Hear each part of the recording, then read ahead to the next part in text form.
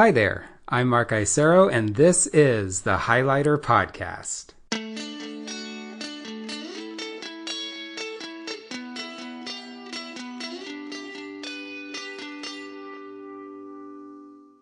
Welcome to the 16th episode of the Highlighter Podcast. I'm very excited that you're here, and I'm also happy to share with you that there was a lot of consternation this week about who is the guest going to be and which article are they going to talk about? Are they going to talk about polar bears or white supremacists?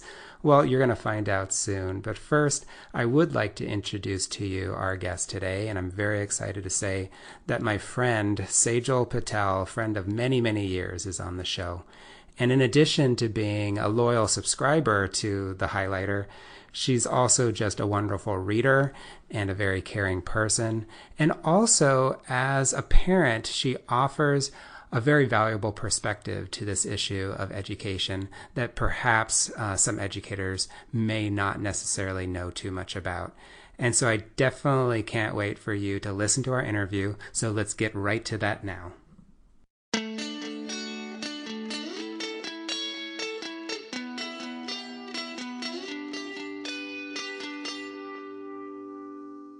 Hi, Sejal. How are you? I'm good. How are you?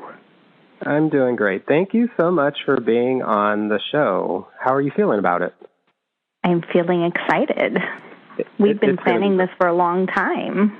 We have. And in fact, the listeners out there, not all of them might know sort of how long we've known each other and also sort of where we even met. So can you say a little bit about who you are and also how we know each other? Yes, of course. So my name is Sejal Patel, and Mark and I met, well, we got to know each other best in high school because we were on the school newspaper together. I'm a year ahead of him in school. I knew who you were in junior high, but I did not have any classes with you until writing for publication with our dear friend and mentor, Nick Ferentinos. And I now have 3 boys, Shaylin, Sean, and Kieran. They're in 11th, 9th, and 7th grade, and the 2 older ones go to the same high school we went to. So that's kind of interesting to see them go through the same schools that I went to. You and I became very good friends as we sort of toiled through the writing process and learning how to write and how to put a paper together. And some of my favorite memories of us were, well, back in the day, it wasn't all digital, so we had to burnish all the pages. And you were the master burnisher, as you know. I was. You were quite good too, but yeah, we really worked really hard on that newspaper. And I think maybe like for the last however long, when I meet somebody who was also on a school newspaper, I try to explain to them what this newspaper was, and it doesn't always seem to register. And have you tried to do that? Like, how would you explain sort of how, I mean, for us both, it was truly probably one of the most transformative experiences in high school. Absolutely. Well, can you say what? Yeah. Yeah, you're right. Cause like I would talk to other people about being on the newspaper and it didn't register as anything special or amazing to them. And I didn't understand. I was like, well, I was on the newspaper. I mean, that was incredible. I don't know.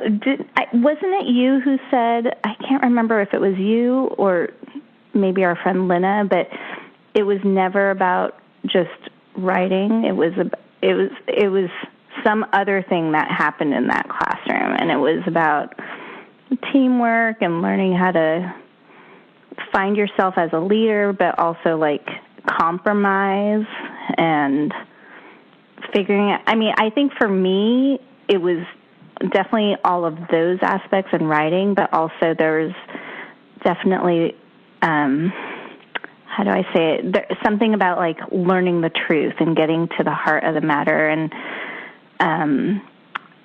especially in this day and age with the media and stuff, I just really remember those lessons about never stopping and never letting someone keep the truth from coming out and always being on the hunt for what else you can uncover.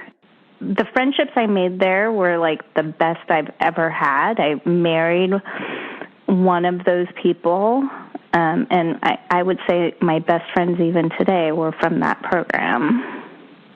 Yeah, I mean, totally transformative, both academically and personally. As an educator, you know, we talk a little bit about transformative experiences, how to create a classroom where the students really have agency and ownership. And when I speak about the class with educators, they say, oh, wow, really the newspaper belonged to you? And I said, yeah, it really did. And I think that also to just bring a little bit more context is that our teacher, who, you know, we dearly loved, he did pass away a couple years ago, and we've just known him, you know, since then. And I feel like we want him to still be alive, especially during this time. And because we still want guidance a little bit from him. I mean, what would he say, for example, around Trump? And what would he say around all of the stuff? I mean, we still want to speak with him, and we want to be in dialogue with him. Also with sort of like the resurgence of journalism, because he really got us to believe that journalism and the search for truth was really a meaningful exercise. And so it's just so sad that he's no longer with us. Yes. All of those things. And, I mean, every time I pick up the newspaper or my laptop to read something, I have his voice in the back of my head, and it would be great if we could still talk to him, but I'm sure he would be shaking his head at most of what is going on. Absolutely. Well, I want to talk a little bit more about your kids as well. So yes, they're going to the same high school. Obviously, the high school is probably a little different from when we were there a few years ago. But also I wanted to talk a little bit about, right, I'd love you to say a little bit more about how you interact with education and through the context of your kids, and sort of what some of your interests are as you see them going through both middle school and then now high school and beyond. Okay, yes. Well, I'm a pretty involved parent. My background, just because people don't know, I'm a stay-at-home mom now, but I worked as a scientist and researcher at Stanford and a bunch of other biotech companies. So that's my background, but I've always had a love for English and literature and arts and music, all of those things. Even though I'm not artistic or musical, I just think that those programs are very important to have. So as my kids have gone through school, I've just been very involved as a parent volunteer, especially when they were in grade school, spent a lot of time in the classroom with the teachers and doing literature circles with them and things like that. That's where my interest is, even though I'm more of a science background, but I've always loved reading. That's always been, my go-to hobby ever since I was little. I tried to instill that in my boys early on as well. And then, of course, your role as a parent in the classroom changes once they go to middle school. The kids don't really want you there, and I don't think, as much as the principal has always said, we do want you here, they don't really. They want you there to make copies and things like that. They don't really want you in the classroom anymore, and the dynamic is different at that point. The kids are more independent. That's fine.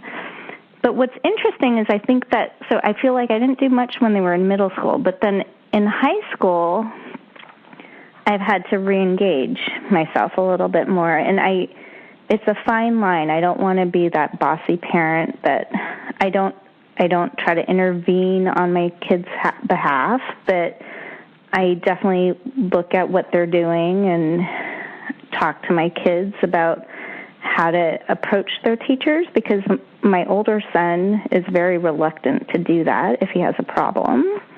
He just wants to move on, and he does well in school, and so it's very hard for him to sort of talk to a teacher and talk about what he can do to improve, why he didn't meet the expectations or whatever.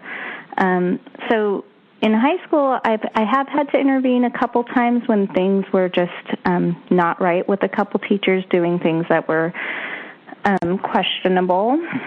And I know that we've talked about it before, but that's just mostly through email and meetings with the principal or the guidance counselor or the teacher themselves. And how have you, because you obviously are an advocate for teaching and teachers and education, but you're also a mom who wants to advocate for your kids, but also it seems like you at some times have sort of decided when is that time that you would intervene. And can you talk a little bit about how you have decided to negotiate all those roles and when you have decided to step in versus when, for example, you have your kid try to sort of advocate for himself? Right. I mean, yeah. And of course, I mean, obviously you want the kid to do it himself first. I mean, that ideally is the best way to handle it. What I've found is he's gotten much better. I mean, he's now in the 11th grade. So in 9th grade, there weren't that many issues. There was one issue with one particular teacher.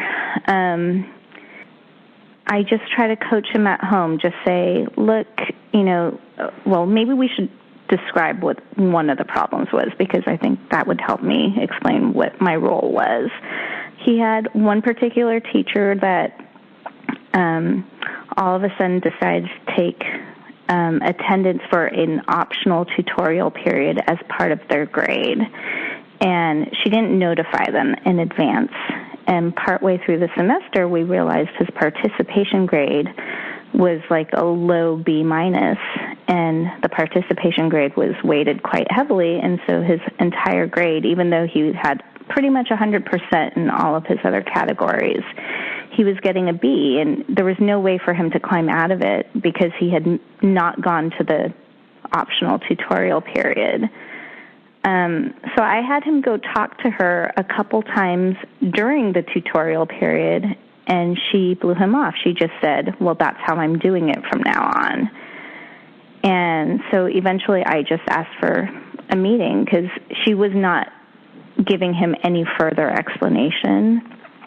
So I felt like the next step was for me to meet with the teacher to try to understand why she instituted that policy, because he didn't need the extra help. He was doing great in all of the other components of the class. So I wanted to understand what benefit she wanted him to gain and what benefit that was for his overall experience. So I think that's the point where I felt I had to intervene, because she wasn't giving him additional information to explain the policy or why she was doing it. So I think for me it's not just the grade. It's, why are you instituting new things without an explanation? Right. And so it seems like there's a trend there. So because there's a lot of listeners to this show who are teachers, and you obviously acknowledge and recognize that they're working hard, sort of what would you say to teachers with regard to what would be something that you could suggest in dealing with not necessarily even parents, but even with students? What are the topics or the trigger areas, or what's important to you as a parent? So I would say the number one thing is, I think, respect for the student. And I think most teachers probably feel like they have that. And I would say in most of our experiences that is there. But the couple times that we've had issues with the teacher, with our son, it's really come down to a question of respect. And what I mean by that is they just assume that the students are just trying to grade grub. And I understand why they would feel that way. But my son and most of the friends' kids that I know, they're working really hard. And so I think to just try to have that in the back of their mind, like, okay, not every kid is coming in here to try to ask for that extra point. Like, sometimes they're really in there to ask about why they got a B or an A minus or a C on something, it might be because they actually want to learn from that so that they do better the next time. And I think that sometimes teachers have probably had problems with students, and it's probably annoying, and I completely understand that, but to maybe just be a little bit more open-minded. If a student comes to you once or twice and you keep saying that you don't want to talk about the grade, and I do try to tell my son, don't ask about the grade, ask, can you please explain or help me identify what I can do better next time? But sometimes they're not even willing to sit down for that. So I think just being a little bit more willing to see that the kids aren't just there to try to, ask for extra points, because that's really not what at least my son is generally trying to do. And just having an open conversation about that. We've also gone to back to school nights where my friend, her son's teacher said, if your son is getting, or your child's getting a C, that's not an emergency, but if you think it's an emergency, I guess I'll talk to you.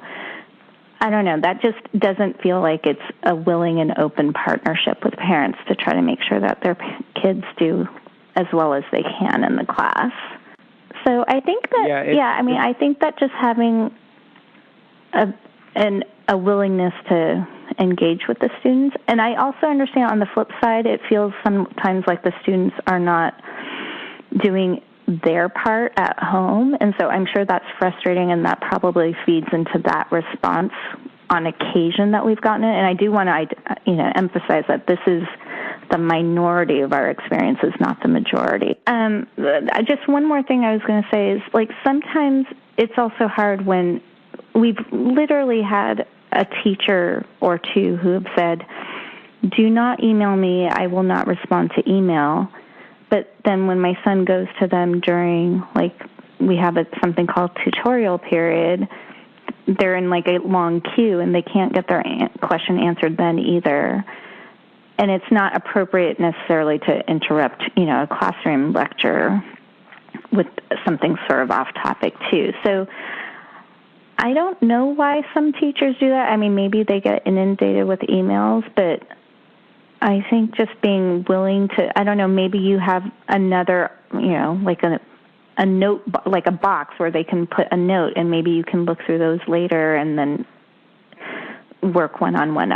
That's frustrating to me too, to say I'm not going to check your emails, but yet they email the students and are expected to have, the students are expected to read those emails. So that's just a little pet peeve of mine. Yeah, it is of mine too as well, this idea of communication. And if you're going to use one piece of communication for yourself but not do the reciprocation, it does seem a little bit challenging. Or this idea of offering one form of communication and then not offering another, and then not being consistent on that. I definitely agree with you there. Are you ready for the largest pivot in all of podcast history? We're going to go from teachers to white supremacy. Is this what we're going to do right now? Let's do that. Let's do it, yeah, because you said that you wanted to talk about the New Yorker article from this week's newsletter that talked about this one regular guy who all of a sudden becomes a white supremacist. And so talk a little bit about that. What's on your mind with this article? I just found it so disturbing because I read the article and, you're reading along, and I never quite understood what it sort of says that it sounds like he became a white supremacist because, for lack of a better reason, he just wanted to be contrarian and then started to just believe the stuff. I just don't understand that switch from having married a Jewish person, having a biracial adopted brother, and being in a family that is definitely on the more progressive side. It's disturbing because if I don't understand why or how that's happening, how do we stop that? I don't understand. Well, he seems to have had a tough childhood, or at least he wasn't necessarily accepted. And then in high school, it seems like he became a contrarian because he really enjoyed getting other people mad and riling people up. He got a lot, and I totally noticed this, by the way. There are a lot of people who they don't even necessarily have a claim or a thesis about an issue, but they'll they just sort of create. Yeah. And so, but isn't that a lot of people? Yeah, I guess that makes it even scarier then, right? That many people could be on that like pivot point from like that to something so extreme. I mean, I read it and I understood what the article was saying. It's just I can't absorb it, I think is maybe the right way to describe my feelings about it. What made me really sad was reading about the father and how he was like, I don't understand. And is this a reflection on, the childhood that he had with us? I mean, lots of people get divorced. I mean, obviously, that's not a trigger. I mean, maybe it fed into some other things for him, and then when he wanted him to change his last name and then the guy refused in the end. But, I mean, that must be so painful as a parent. I can't imagine. Totally, because, you still want to love your kid, and yet your kid has totally gone away, and there's no way to get him back, although there may not be a great way to explain how he got there in the first place.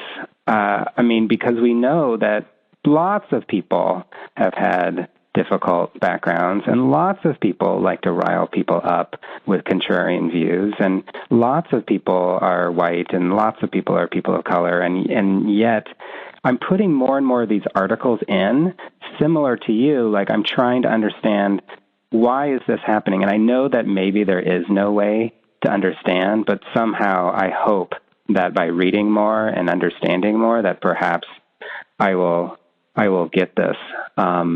I think that one thing that I'm thinking about that I get worried about, especially now that there's no real truth or real sort of way that people read well, is I worry about people who might have something going on like this, who are smart and they read a lot and they somehow create a worldview, maybe conspiracy worldview, and they keep on reading because there's a lot of stuff to read, but they're not being good readers. And like that also bothers me. This idea of a lack of skepticism or a lack of sort of really understanding what good reading is versus what's not. So maybe that's also what's bothering me a little bit. It's sort of like, you can construct an argument for any bad claim, but why though? Like, why would you, especially him, who had this totally different background, but then all of a sudden he wants to go toward a superiority and a white supremacist claim because he doesn't actually feel like he has that much power, so he has to somehow feel better than other people. Can you explain any of that? No, I cannot explain any of that.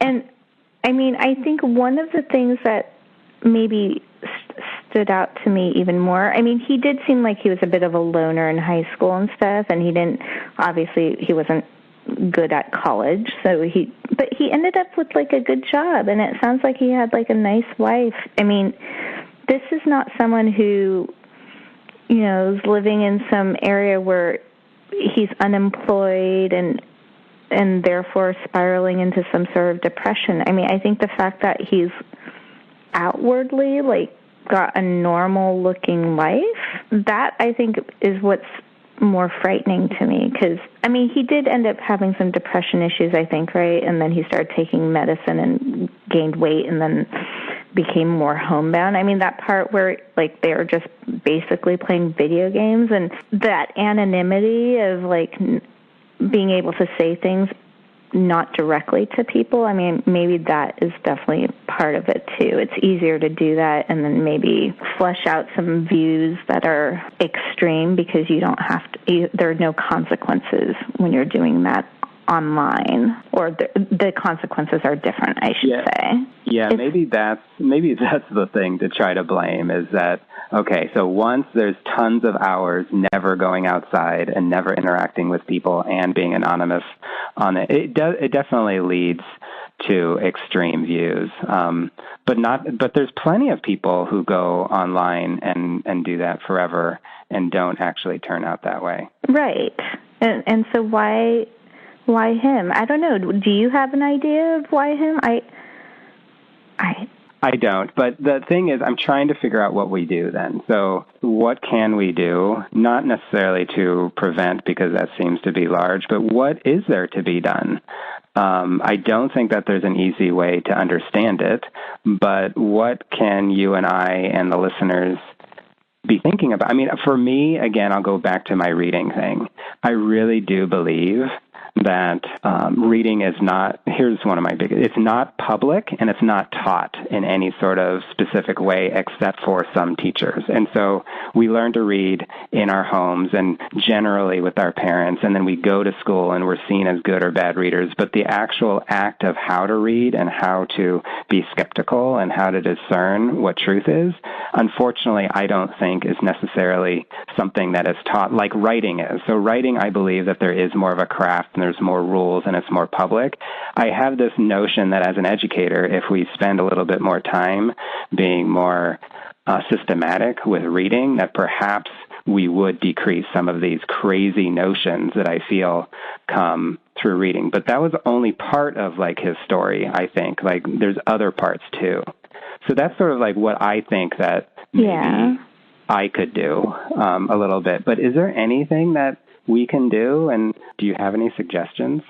I wish I did. I mean, well, let me just respond to your point really quickly. I mean, I think absolutely, and I think that goes back to our journalism teacher. I mean, I was obviously a good reader before then, but I think really learning to read through a lens of like being a little bit skeptical about everything you read and understanding where some bias might come into. And I've tried to pass that along to my children, but I agree. I don't think that they've been formally taught that in school. They do a lot of nonfiction reading and have to do analysis, but I don't know that, I don't think that they've gotten the same education that I got. So I should do a better job of teaching them, because I can do that. So that's me, just what I can do with 3 people. But I don't know how to dispel this notion also that there's, all this news that Trump says is fake news.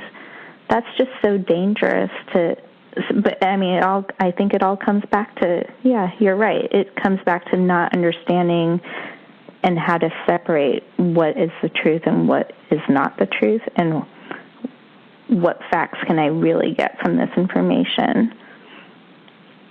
But I don't know how I, as a stay-at-home mom, can increase that influence beyond my 3 kids. That's a hard question to answer. Yeah. I don't know. Well, maybe we will find if we just continue to read the highlighter, maybe we'll somehow find the truth. Or maybe we've definitely made a lot of progress here on this show, so I want to thank you. And then perhaps the next guest can sort of take us, to the next level so that we can, at some point, try to figure out what's going on. But Sejal, we have to go. I'm really, really very thankful for this conversation. I hope you enjoyed. I know that the audience is going to be offering some rave reviews, but I just want to thank you for taking this time and being on the show. Well, thank you very much for having me.